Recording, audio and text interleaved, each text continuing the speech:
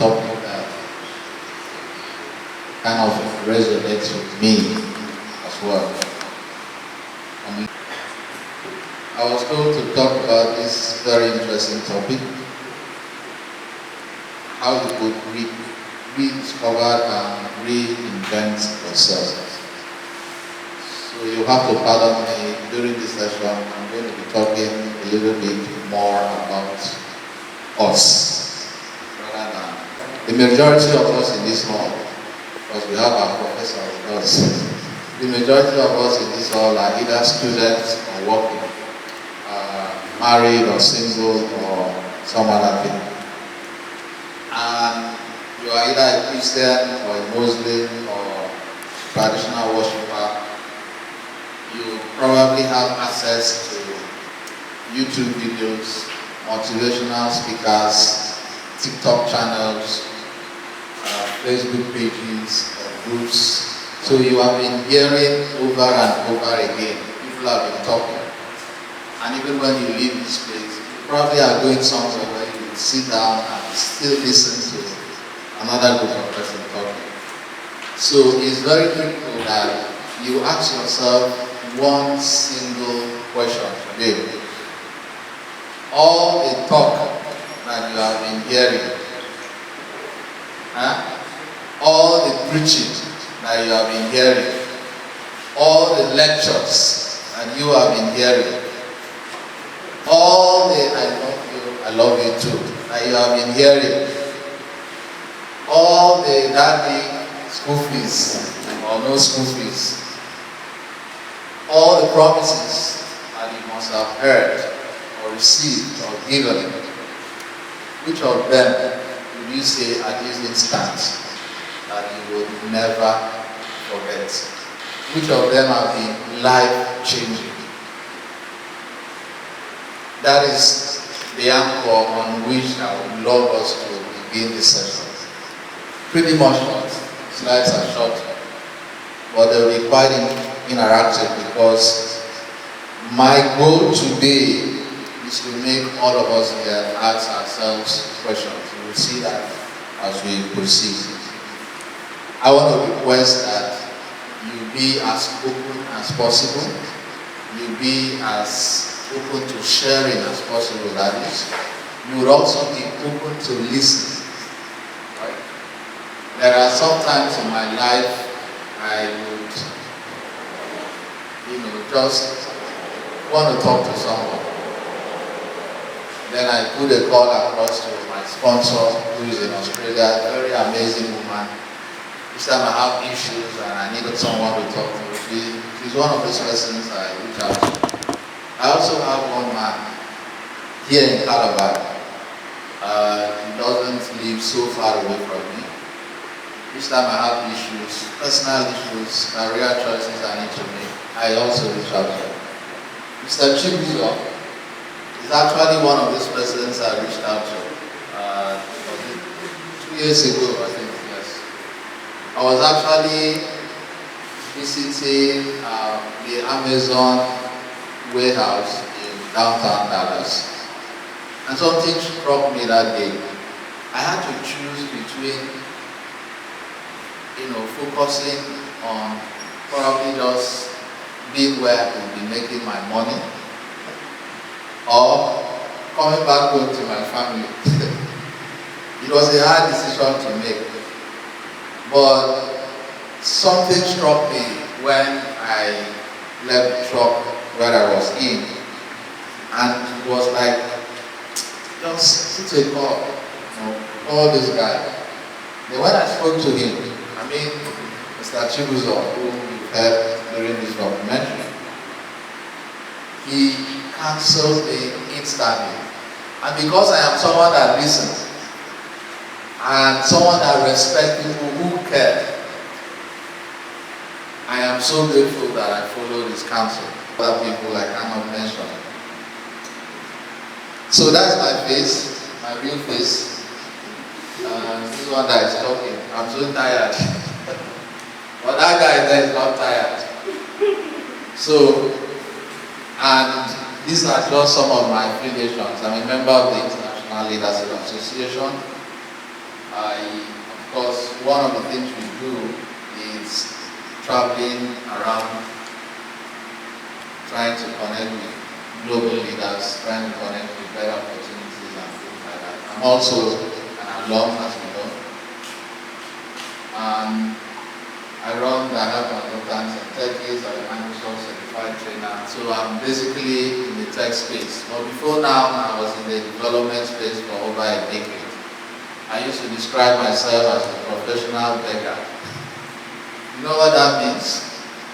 Professional beggar. In other words, a fundraiser. That's it.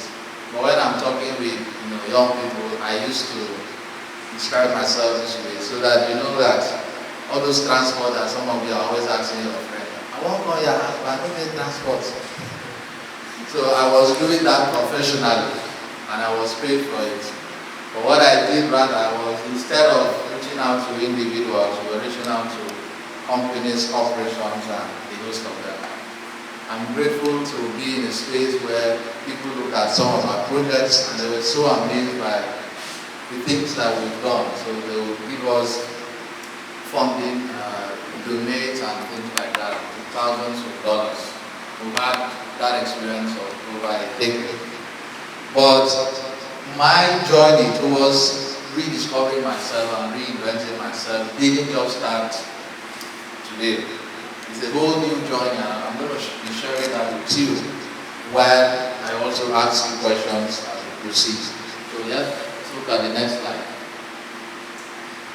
So that title. Can you scroll up? I want you to look at the title. No, like up here.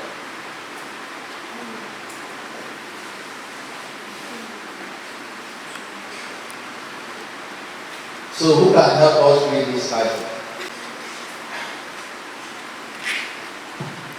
Unleashing your inner feelings, rediscovering and reinventing yourself. Thank you. Unleashing your inner phoenix. This is the phoenix, right? Why did I choose this sort of title? To share with you what I was requested to talk about. Why phoenix? Does any of you know what a phoenix means? What it stands for? Have you heard of the word phoenix before? Why phoenix? That is something I reflected even last night. And I discovered that a phoenix is a mythical creature made from myths, Egyptian mythology, Greek mythology. What does it symbolize? It symbolizes immortality, resurrection, and life after death. It is also known as the fire bird. In Greek and Egyptian mythology, it is associated with the sun god. For those of you that are literature students, you must have heard of all the gods in ancient Greek, isn't it? How many of them do you know? Zeus, can mention others. What? Eros, Poseidon, half god, half human. Like what? Hercules, Zeus, yes. If you look at the days we have in a month, or sorry, the month of the year, January, February, March, April, and all of that. Greek gods, Greek tradition, and what have you. You must have heard of the fact that Christmas was once in a lifetime celebration of one of the Greek gods. Do you remember? All of you Christians? Your papa be Christian, or your mama be Christian. So all of you Christians? Yes. Good. So you must have heard of this story by St. Paul. I don't know where it's written, but I know it is inside Bible. Remember one time he went to preach to faraway land, and then he discovered that the people in that land had tombstones dedicated to their gods, right? And there was this particular stone that was dedicated to the unknown God.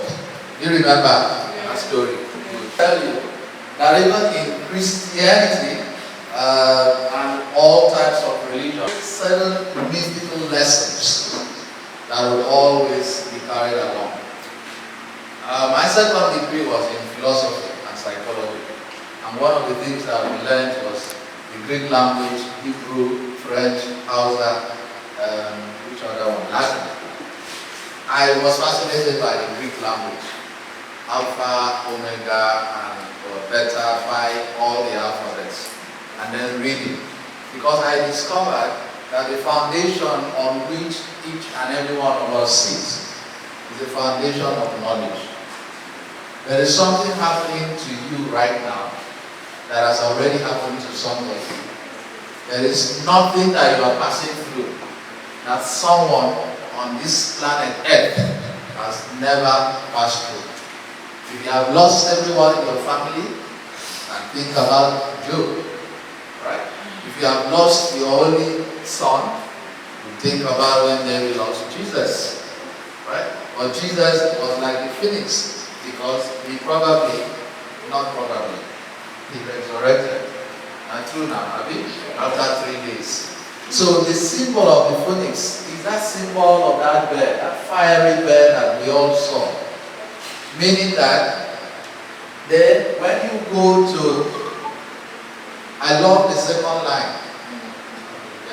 I love the second line when it's trying to describe its capacity. It says what? It has the capacity to withstand flames before rising from its own ashes, serving as a metaphor for rebirth and rejuvenation. As a spiritual totem, the phoenix is the ultimate symbol of strength and renewal. And other symbols like fire, ashes, renewal, and resurrection. Think about it as these very interesting birds. You know, like during the Christmas season, you had people who were killing and murdering a lot of birds and goats and what have you. Imagine that there's this special bird that you've been feeding for months. You kill the bird died, you will wake up. You kill it again, you die, you will wake up. Like you have experienced that thing over and over again, right? So the more you kill the bird, it dies. So it passes through all the journeys of death, like shaking its legs, pouring out blood, or pumping out blood. What else do they do? They will shit. All that journey. When you are done killing the bird, only for you to go into your room to bring hot water. Don't stand up. Say, no, I don't agree. Right? And from there, you say, okay, maybe this type of killing doesn't work. You now carry the bird, put inside fire. It will die. You'll be happy. You go inside and go bring knife. It don't catch you. By the time you are back, all these feathers are still up. Sorry, I'm still going to reference the scripture. I don't know where it was written, but they had it. When it was said that a seed must necessarily die for it to grow. Not in the right words, but that's the wisdom of that particular place. Then I'm going to be asking some of you certain questions on the proceed. How do you awaken your own feelings? How do you awaken your own feelings? So I'm going to ask you, look at someone, the person, right? Lock your eyes at the person. Look here. Now ask that person this question. I'm going to give you guys maybe 15 seconds. I need you guys to have an interaction. Those things you killed, I'm going to start first. What are those things you killed that you shouldn't have? If it's not you, right? Ask yourself, what are those things they killed that they shouldn't have? I'll give you an example.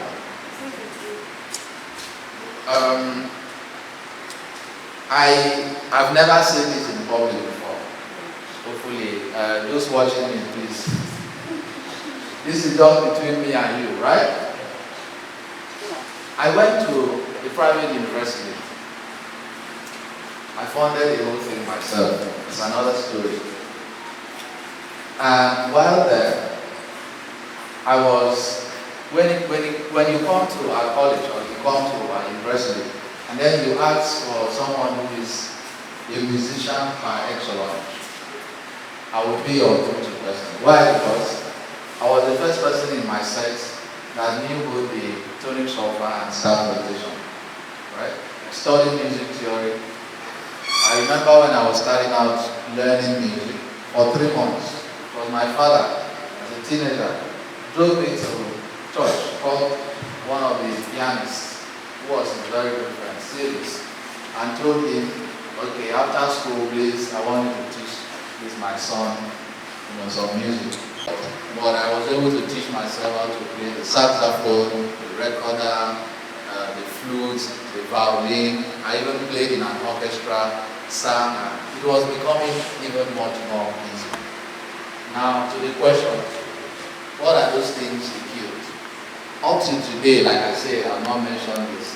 When I watch people playing in Philharmonic Orchestra, just serious level orchestra, all the opera singers and things like that, I feel half regret, half pains, because I was in the midst of people who were too afraid to see that, look, I just love music. I just love playing this thing.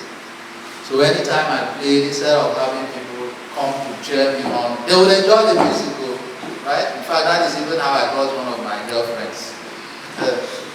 She was in the soprano type. We just met. But we had people who were enjoying the music, but some of them, most of them, and they were really some of my very close friends. And because they didn't believe that I was the person playing this music, I was the person composing. I still have over 50 songs I compose in my house. I am so ashamed to even show it to anyone. It's not as if the music is not good, right? When I was in Edo State, I taught people there. I sang it in church over and over again. Here in Calabar, I've had people. This was years back. The Paradise Choral. Do you remember when they were doing Christmas competition of singing at stadium a couple of years back? I don't know, maybe Donald was president, the governor then, not sure. The guys who took second, Paradise Choral, they were wearing blue. That was my guys, right? So a lot of them knew me. So up till now, I don't have the confidence to play any of those musical instruments when there are people. I still have my recorder, my guitar is at home, but there is no flair, no push. I always ask myself, what if they didn't kill me, or they didn't kill that thing? Do you get the question now? Yes. Good. So now that person that you have been eyeing, people should start talking. Answer this question. What are those things? It could be yourself, right? You could be the one killing it because of fear. What are those things you killed that you shouldn't have?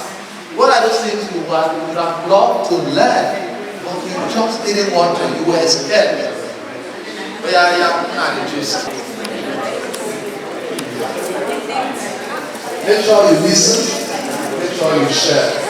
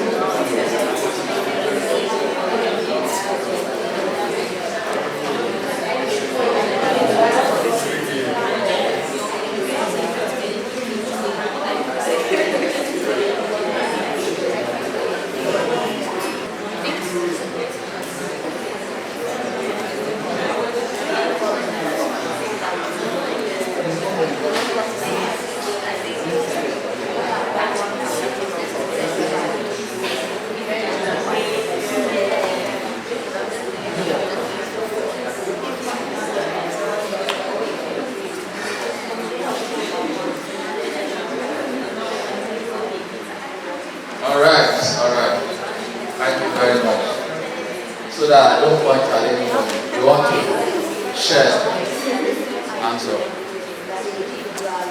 you want to share, I get from a certain group of people, the more they push to give that book. So, who wants to try? Who wants to try? You. Okay? Good morning, everyone. I'm going to be talking about that AQ. Not, I play table tennis. Maybe looking at me, you say, and I tell you I play table tennis. In your mind, you say, how can she play table tennis? In December, that just passed, we went for a competition. Believe in me. I'm talking about AQ because each time we go for training and when it comes to going for competition, because they do not believe in para athletes, they believe that we do not have anything to showcase. But then right inside of me, because they had killed it, I didn't want to flow in their line. I activated myself. They did not believe I could win. And when we said we are going for this competition, do you know what? The only sport they decided to drop was para table tennis. Other sports were carried. But then I said, no, I have been training for years. I need to go for this competition. This is my time to show the world that I can make it. Whenever I am called upon as an athlete, I will make it. So I called our table tennis chairman. When he now called, he said there was no money. And after they had talked, money came out. We were taken for the competition. And I came back as a bronze medalist. When we were going to have meetings, that before we came back, I didn't want to go for the meeting. He now sent for that I should be called. When I entered the room, he said, my medalist come. I said, no sir, you didn't want to pick me for this competition, so I don't want to come and discuss with you. He was like begging me, oh sorry. You know, he didn't believe in us that we could defend Cross River and come out with a medal. So that is just a big killing.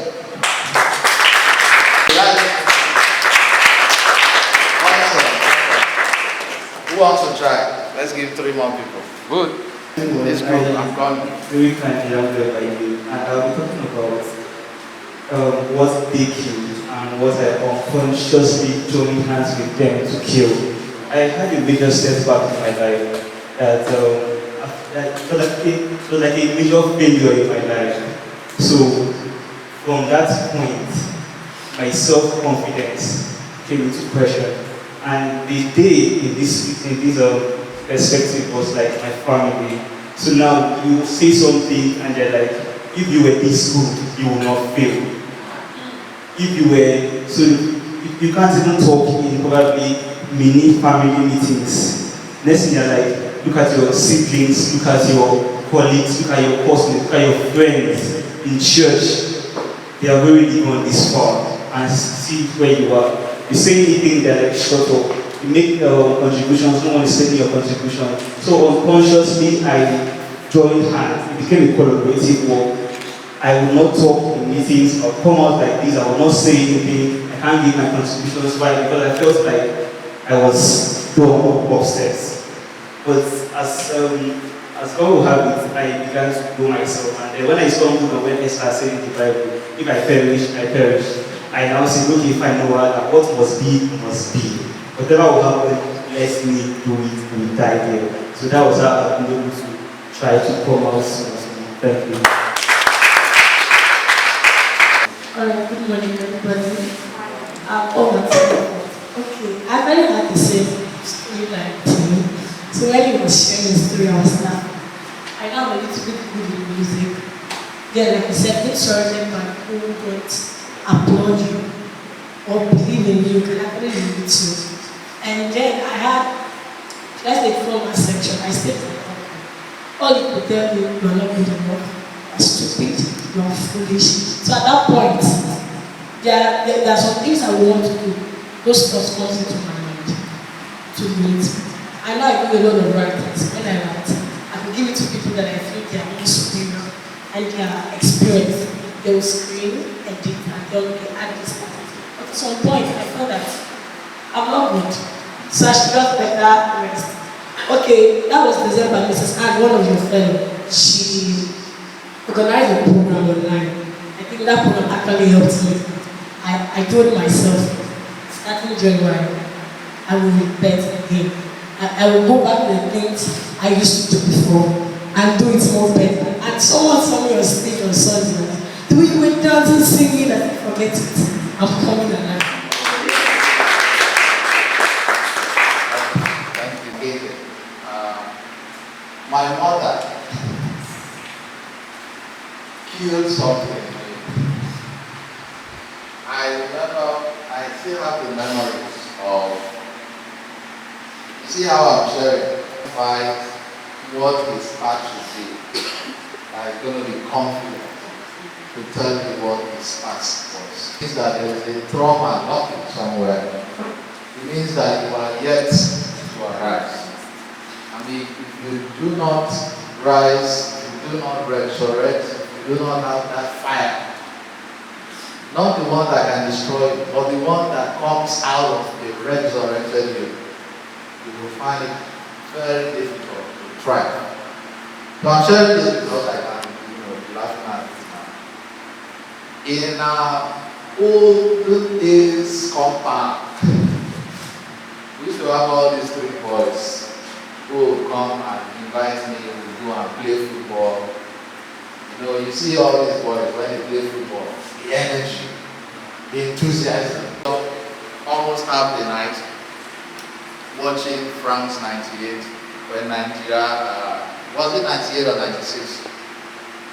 France, when they held the World Cup, I think it was 98. And then my mother would wait for me at the door, right? She would wait for me at the door. I don't know. That is where you come from. And she will have this, these sticks they used to turn Gary. Not that short one, that long one. And then trash the hell out of me. But stubbornly, I know that when growing up, one of my favorite things to do was to be a goalkeeper. When I was playing back then, you dare not cross me. If I don't catch the ball, I'll catch your leg, right? So either of those two things. Then when my friends discovered that I was getting a lot of yellow cards and it was affecting the team, they said, you know what, just go and be our goalkeeper, right? And when I went, I discovered I did even far better. I would practice and I knew my goal post and things like that. But because my mother was so discouraging, there was nothing like, she used to call cha-cha, I don't know if how where you guys are coming from. Cha-cha is like all those boys that if my team wins your own, you guys will give us 5 naira or 10 naira, right? So that was my mother's idea of football. Now I understand, a good mother should watch out for the kids. But what she didn't know was that I was passionate about football. But when I went to the university, after leaving and obeying my mother for all that long, I was thinking I still had it in me to be a goalkeeper. I was thinking I still had it in me. So imagine the confidence coming to tell everyone that I'm a very good goalkeeper. They were like, oh, David, come on. They gave me the dresses. Those people talk goals. In the first 30 minutes, they talk goal. I was so ashamed. Right? But somebody, remember this happened still in school. A lecturer studied in Germany. He was one of those who taught us introduction to philosophy, all the GSS courses, some of you don't like. Very tall guy. Then he called me one day, after seeing that I love to play football. You know, there are some really close lecturers. By the way, the school was the type that, you know, we had lecture halls, we have staff, we had the library, almost like it was a big family. So lecturers, visiting lecturers, they would always know who is who. And since it was a private university, every student was like pretty well known, talent and all of that. So he called me and said, David, we are opening a basketball team. I don't want you to play football.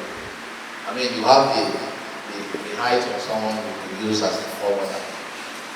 And then I played first time, I didn't understand it. You know, why are you bouncing ball everywhere?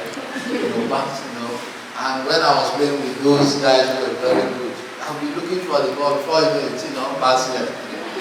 Right? So I started learning. And then I became so good at not just forwarding.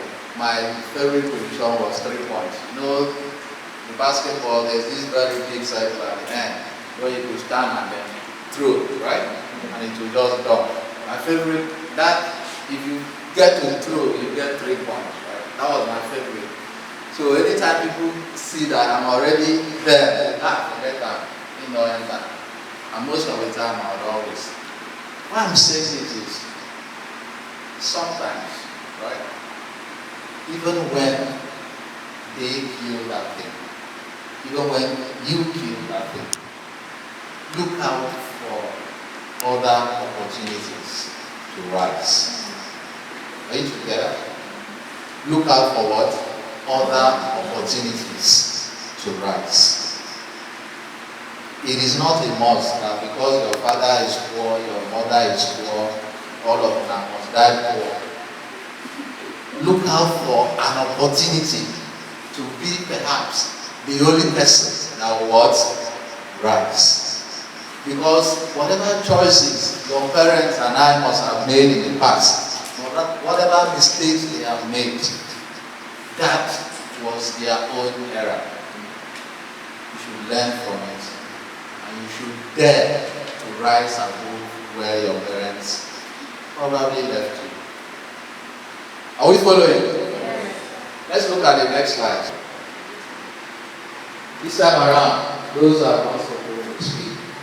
What are you afraid of? What is it that you feel you must do but can't? Did you get the question? What are you afraid of? There is something inside you you know you have to do, or you just can't.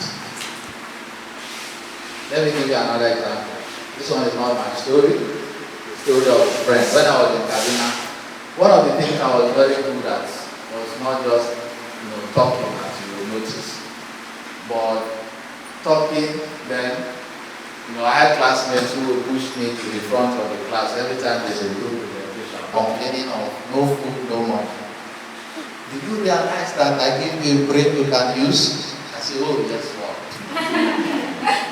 And what I started doing was, I started monetizing the things I was good at. So I said, okay, last semester, I'm in Togo, beginning of group presentation to the end, all of them collect A.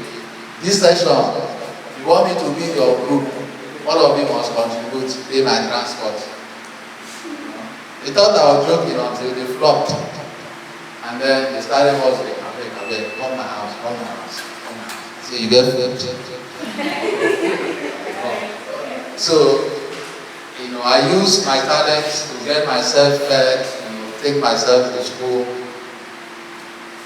And then one friend of mine, when we went to, that was the first time I saw the Vice President, Osibanjo. I think they are very first then, or when he was campaigning anyway.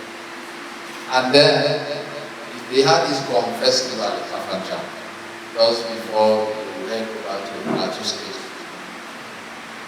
And this friend of mine, there will be a lot of people. When you go to events, you see beautiful people, handsome people.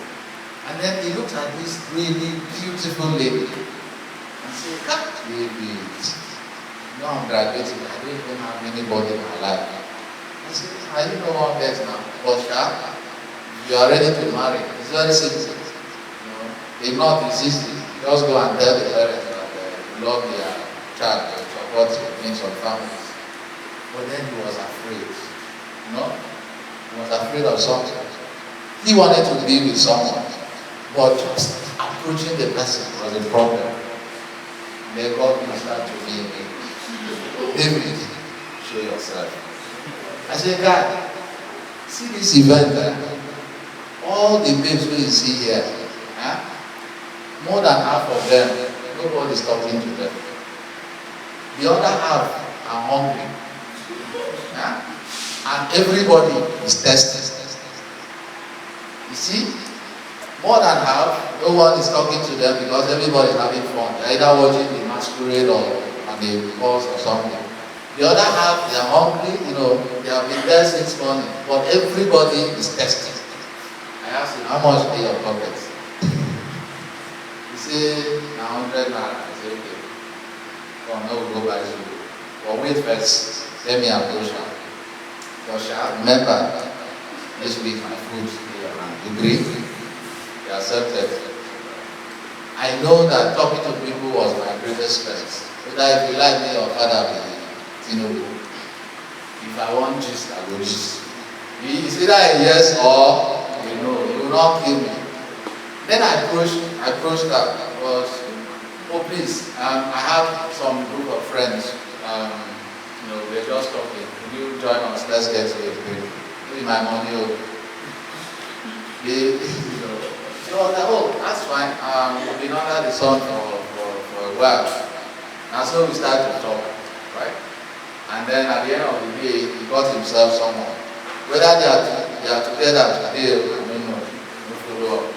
But I knew that the fact that there are people who actually genuinely need companionship, but they cannot get it. They are afraid of it, maybe because of circumstance. Right? There are people who are even ready to marry, but because they want to blow first. And when they blow, they say they don't need the marriage again. Right? There are people who they don't blow, right? And they are still looking for something that makes them fulfilled. There are people who are born into a wonderful family, but they are also looking for other methods of living their own lives. So it is important as we make these conversations, you go deeply into yourself. Look at your career, your students, you are in a relationship or not, whatever it is. What is that one thing that you are afraid of? One thing you know that if I do it for you, you would appreciate it, but you can't do it for yourself. You can start with this. 15 seconds.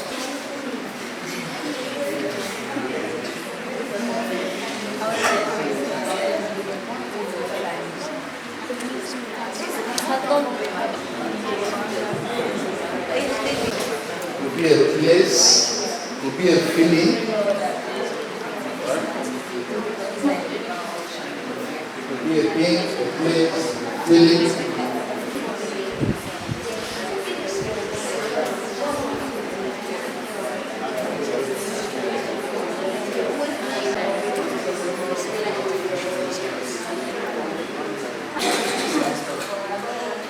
So this is another exercise. I began to conquer it was public speaking, addressing people in the garden like this. I used to have that phobia. Alright. Each time I get the opportunity, I just, even if I have the presence to let that, I just mind my business there. Okay.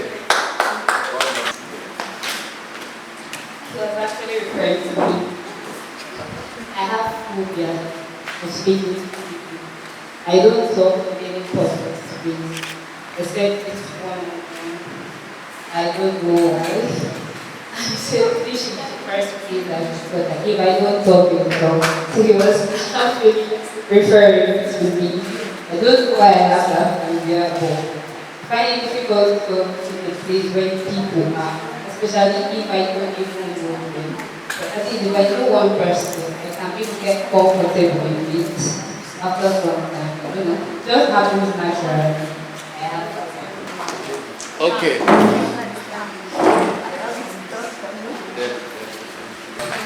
Gentlemen. Okay, I have this, in the choir, I have this problem of leading or backing up. And I know I need to do those things to get more better. But anytime they say, Jennifer, you're backing up today, and I'll be like, no, I will not have to come late to church so that we don't have to back up. Or if I see on the forum, oh, you're leading a song today, oh my God, that day I won't even brush church, I'll come very, very late. So I know I'm supposed to work more on it, but I cannot think to do it. I just have this problem working on myself in that aspect. Yes, sister. Okay, my name is Blessing Henry. What I'm really scared of is height.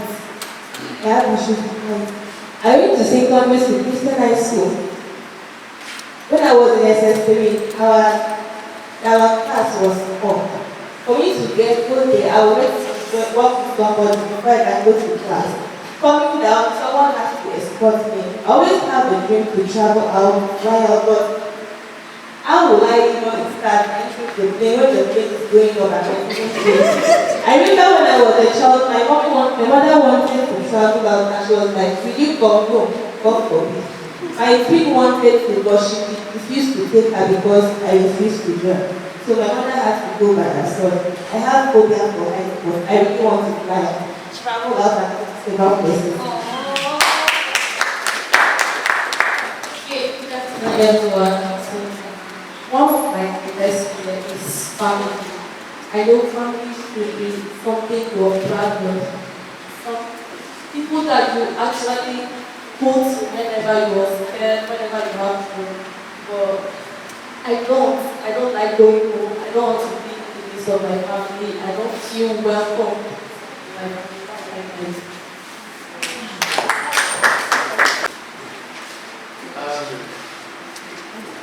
I appreciate all of you sharing. Now, there's something I want us to do. Is there any of you here that have had a similar fear that you overcome or overcame? Anyone? You had a fear of public speaking, you overcame? Okay. Take notes. Just put your hands up. How many of you have been able to handle family issues without it destroying you? Anyone? What you say, right? How many of you have found yourself in some scenario before? Okay. Cool. Right? Then singing, the lead singer. Right?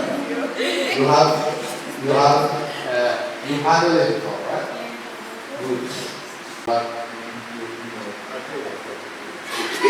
Be overcome. Now, what I'm doing now is to tell you that, remember when I said whatever you're passing through, someone somewhere has a solution for it. So I would love that all those people that put their hands up, if you really want the phoenix in you to rise, right, you will also make a move to have conversations with people who are in similar situations. Do we agree? Yeah. That is, you don't need to read any book. The person is already there, live and direct. Right? If you are afraid of happy ever after, right? There are people who don't even want children. It's okay. Because of experiences, they are sick. Right? There are people who this Lord say, every man is a scam. I don't want it. Every woman, because she collect transport, you don't see her. Every woman now is the word scam. Right? So like what I do tell my students, if you have issues with a man or a woman, or those of us in the tech space, there's a robot now, right? Go and get one. You need. But if you need human interaction, I always tell people the perfect person is a compilation of every human being's virtues. Right? So we may not always get there. Are we together? So please, if you need to rise, if you need to rediscover yourself, and for you that is worried about travel, for instance, I always do tell people, do not think about your fear. Think about your dreams. And if your dreams are big enough, your fear will be too small. If you are going to be traveling, if you want to achieve something, and you know that the only place you want to achieve that thing is that place you are going to, then your fear should be so small, and you should get attention from other people. Okay? So I'm going to just, because my time is up, I have just a few slides. I'm going to ask you all to write the next line of questions. Nurturing creativity. No, let's go up. No? Good. Not here. Like backwards.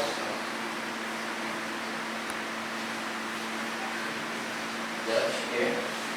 Good, yes. Now, resilience. Let's look at resilience. Who motivates you? What keeps you going? What or who motivates you?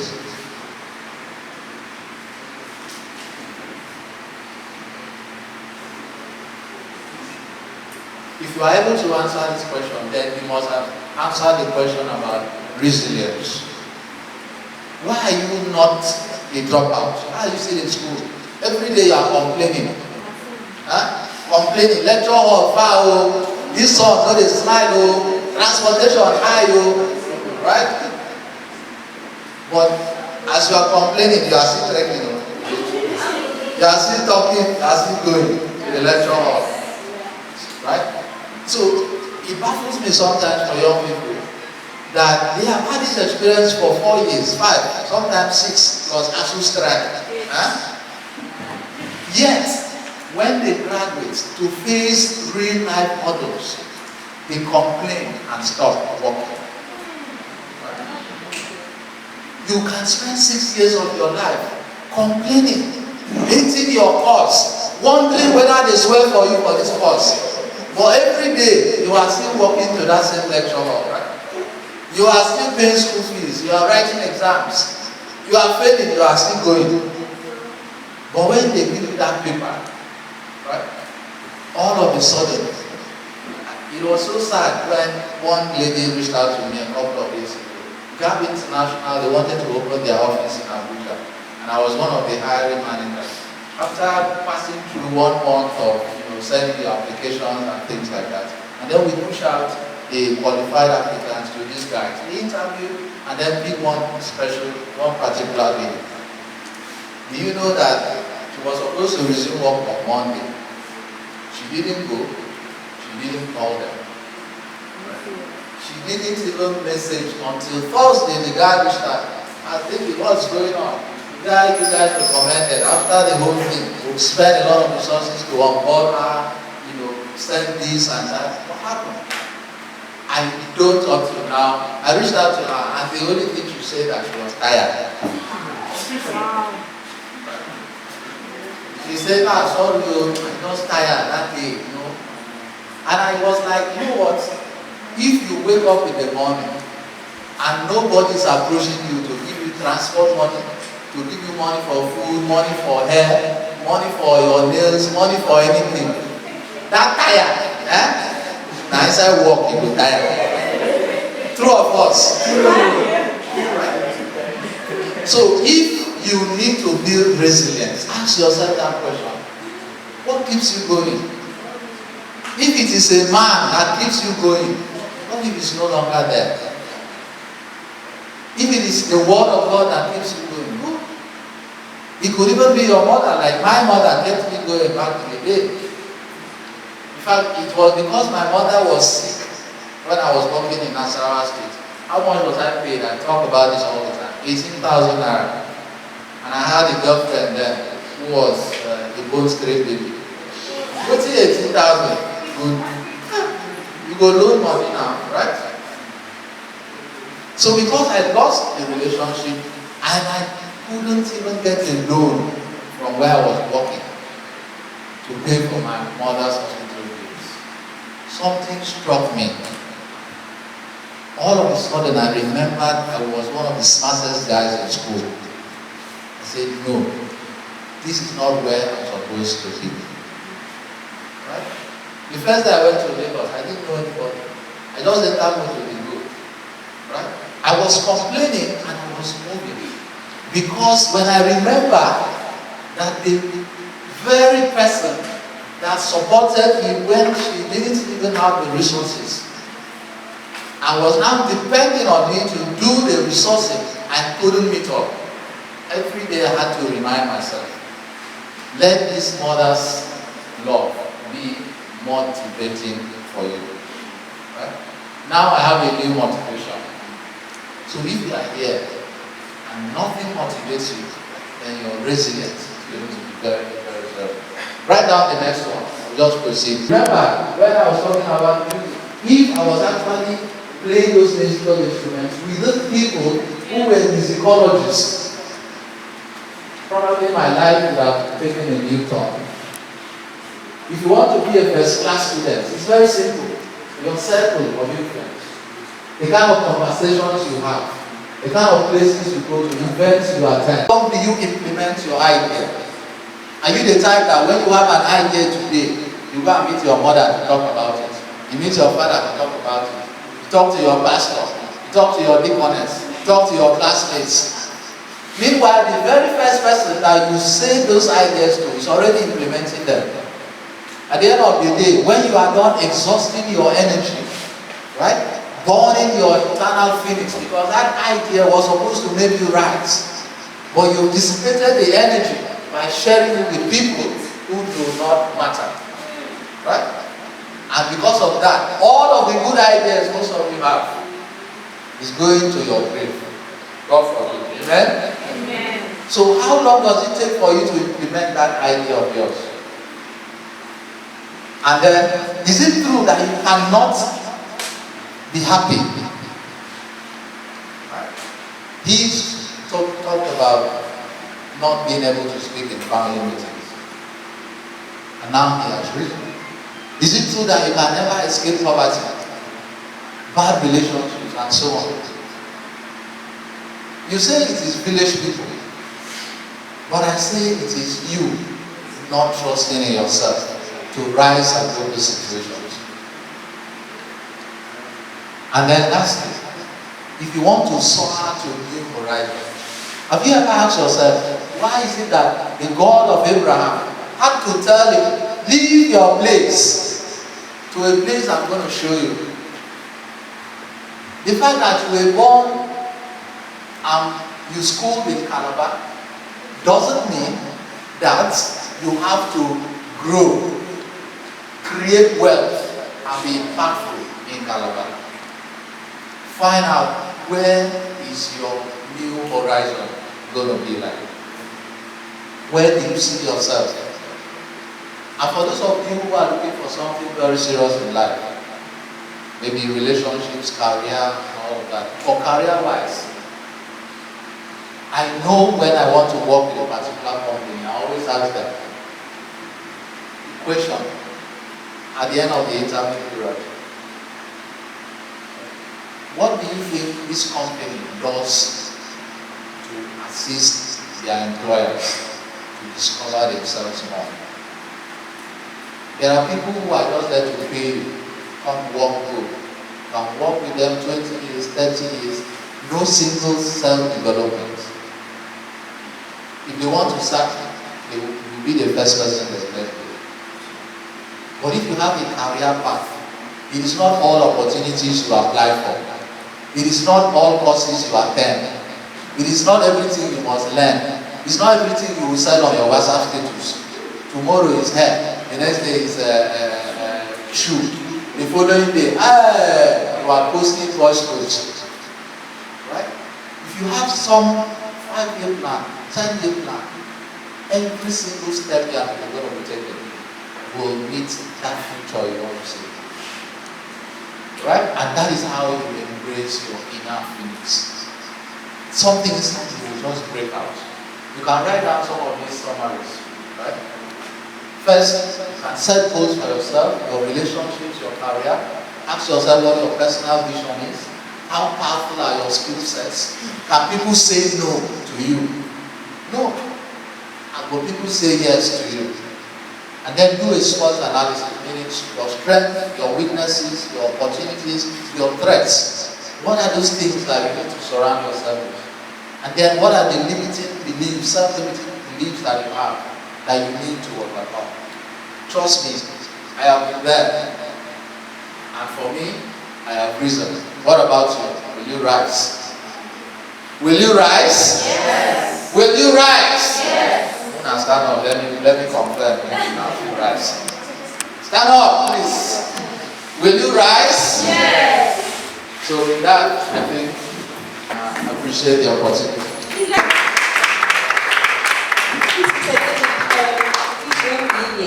So we have a session coming up by 1, and this is 12:48.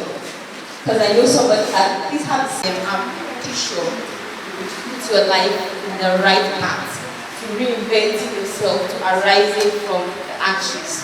So does anyone have a question? You have a question to ask. You've been on this path before, and you know the challenges you may have encountered, how difficult it may have been, and you want to know how to navigate that in order to reinvent yourself. Anyone question? Or was there something that the speaker mentioned and you want more clarity on?